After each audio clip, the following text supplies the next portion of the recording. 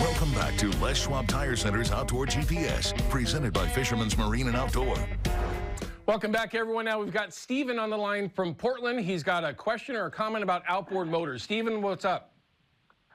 Well, my neighbor has got a boat and a trailer she don't want, but the boat has supposedly a brand new outboard motor on it.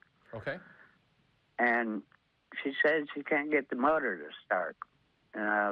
With checking the spark plug and the fuel, what else would keep that motor from starting? Well, I mean, you need three things to start a motor, and I'm no mechanic, everyone, so bear with me here. You need three things. You need spark, you need compression, and you need fuel. So if you've got spark and you've got compression, and in an outboard motor, I would say you probably got that.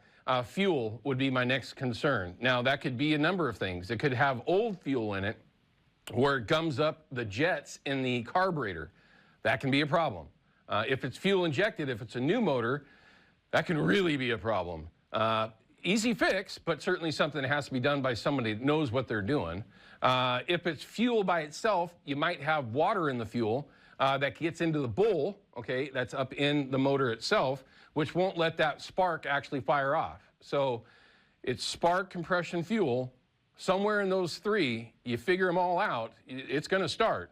But again, any one of those three could be an issue. So I would definitely start with spark. It sounds like you've got that. But fuel after that is probably the next big thing. I would assume, again, kids, assumptions are bad, that you got the compression. So I would look at the fuel, make sure that you got good, clean fuel, change the filters out, even run straight fuel to it with brand new, fresh fuel, straight to it, not going through any filters.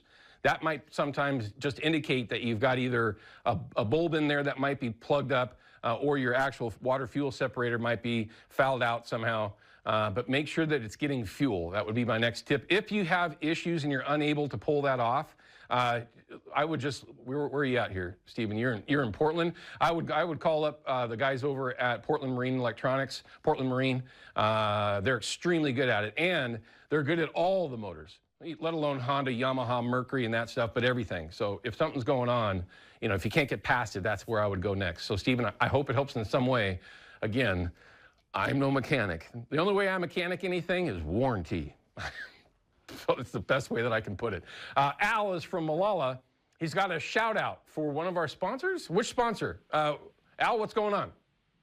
Yeah, I'd like to give a compliments to Portland Marine Electronics. I just had a perfect extra battery and an isolation switch put in, and a 9-inch fish finder put back where I run my trolling roller. Oh yeah. And it's in where the rod holder is, and it has a fold-out bracket that I can wash.